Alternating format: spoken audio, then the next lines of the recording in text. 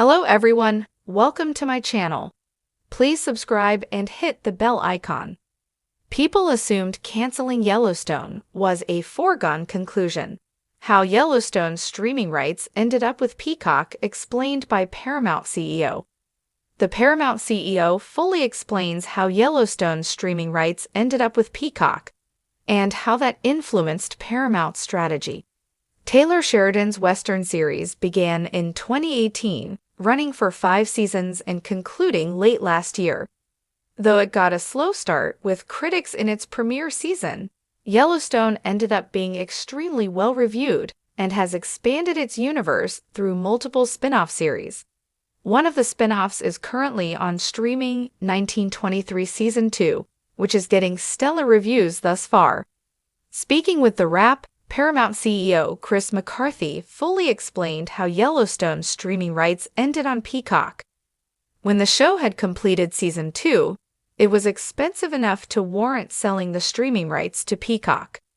Strategically, McCarthy decided to switch Yellowstone to Sunday nights and to work on streaming exclusives 1883 and 1923. Then, when Paramount Plus launched, he decided to focus his energy on shows with big-name stars. Check out McCarthy's full quote below. Now that Paramount Plus is a streaming service, not having streaming rights to Yellowstone is an undeniable loss.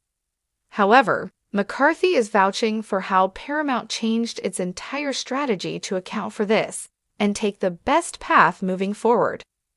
The streamer, unfortunately, faced the challenge of the WGA and SAG-AFTRA strikes not long after launching, but eventually was able to carry forward with their major shows led by major stars.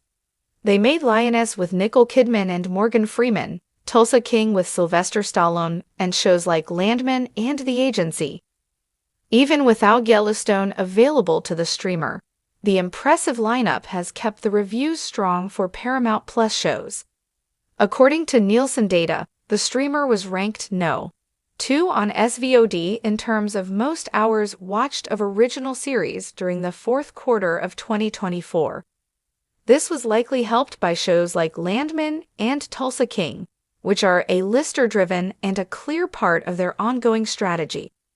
So, Paramount Plus may not be able to benefit from Yellowstone's streaming numbers, but McCarthy was smart to pivot strategies to account for this loss. While Paramount Plus still gets to rest in the streaming glory of Sheridan, shows like 1923, selling the Yellowstone streaming rights to Peacock still could present challenges moving forward.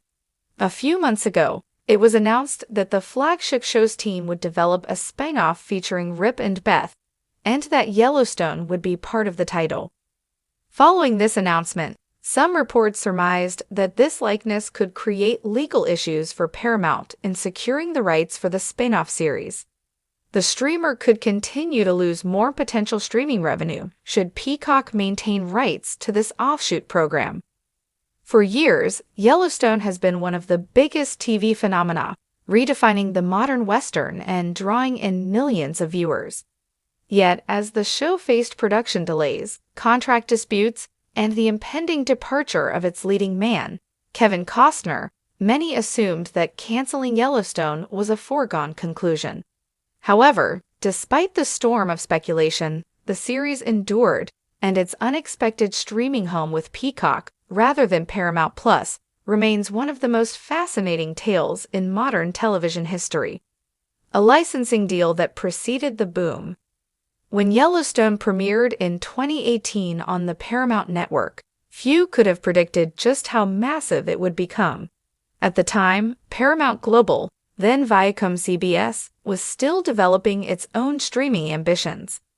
With Paramount Plus, then CBS All Access, not yet a major player in the market, executives made a strategic decision. They licensed Yellowstone's streaming rights to a third party. Enter Peacock, NBCUniversal's streaming service. This licensing agreement was inked before Yellowstone transformed into a cultural juggernaut. In those early days, selling off streaming rights was a common industry practice, a way for networks to generate immediate revenue from their programming. Viacom-CBS, looking to maximize profits, struck a deal with Peacock, which at the time needed high-profile content to compete with Netflix, Hulu, and HBO Max. Paramount's regret and the fight to reclaim Yellowstone. As Yellowstone's popularity skyrocketed, Paramount executives quickly realized their mistake. The show wasn't just a hit, it was the hit. Fans clamored for more content, and spin-offs like 1883 and 1923 solidified the brand's dominance. Yet the original series' streaming rights were locked away with a direct competitor. Paramount Plus had become a central part of the company's strategy, housing key franchises like Star Trek and South Park, but it was missing its most lucrative asset. The irony was painful.